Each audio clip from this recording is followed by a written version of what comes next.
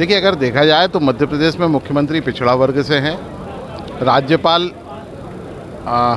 आदिवासी वर्ग से आते हैं, 2 मंत्री एक ब्राह्मण हैं और एक एससी वर्ग के हैं।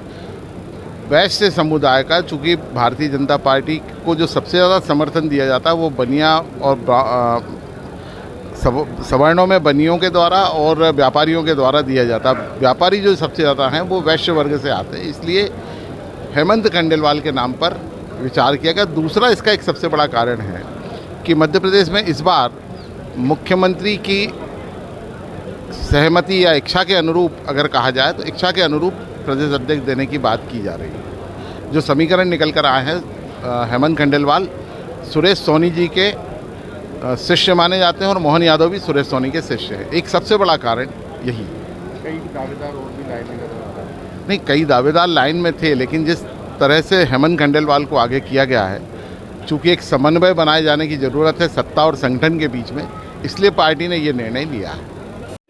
देखिए, समीकरण तो साफ हैं। कई दिन से जो नाम चल रहा था भारतीय जनता पार्टी में, लगभग वही नाम थे।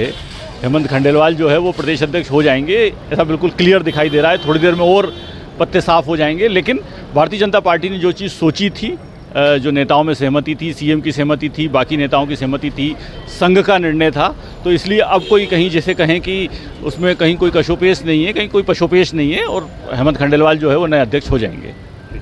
देखिए, नाम बताना तो अभी संभव नहीं है, क्योंकि भाजपा की परिपाटी ऐसी है कि दिल्ली में जो तय होता है वो लीक नहीं होता आखिरी मौके तक। हालांकि विभिन्न जगह अलग अलग नाम चल रहे हैं, पर मेरा ऐसा मानना है कि ब्राह्मण समुदाय से नया प्रदेश अध्यक्ष होगा। उसका बहुत बेसिक कारण है। यदि मैं मंत्रिमंडल को देखूं तो उसमें 31 में से लगभग 13 मंत्री ओबीसी के हैं, जो 42% होता है, 9 SC ST के हैं, जो करीब 32% होता है, सवर्णों के पास मात्र 25% है। उसमें भी ब्राह्मण सिर्फ 2 हैं, बाकी क्षत्रिय और वैश्य को गया हुआ है। मध्य प्रदेश की यदि विधानसभा वार देखूं तो 82 सीटें रिजर्व आती हैं आरक्षित वर्ग में, जिनमें लगभग 50 सीटें 82 में से भाजपा के पास ऑलरेडी हैं, यानी 60% की सीटों पर कब्जा है। ये बहुत बेहतरीन आंकड़ा होता है। इससे ऊपर का फिलहाल तो वर्तमान परिदृश्य में कोई सोच नहीं सकता। इन सब को जब हम आकलन करते हैं तो ये समझ में आता है कि सवर्ण पे ही भाजपा दांव लगा सकती है। सवर्ण में ब्राह्मण क्यों? क्योंकि फिलहाल उसको सबसे कम रिप्रेजेंटेशन मिला है। और यदि मैं मध्य प्रदेश विधानसभा 230 सीटों की बात करूं तो 125 से 140 सीटों पर ब्राह्मण वर्ग ही है जो भाजपा को जीत दिलाता आया है। इसको दरकिनार नहीं किया जा सकता। हालांकि राष्ट्रीय परिदृश्य में समीकरण कुछ बनते और बिगड़ते ज़रूर हैं, पर मध्य प्रदेश में देखें तो ब्राह्मण वर्ग को बीजेपी नाराज़ नहीं करेगी। 2018 में देखूं तो जब शिवराज सिंह चौहान जी का पूर्व मुख्यमंत्री का बयान आया था, माइका लाल, तब सवर्ण नाराज़ हुए थे और सरकार गिराई थी। उसमें सबसे ज़्यादा योगदान ब्राह्मण और क्षत्रियों का था।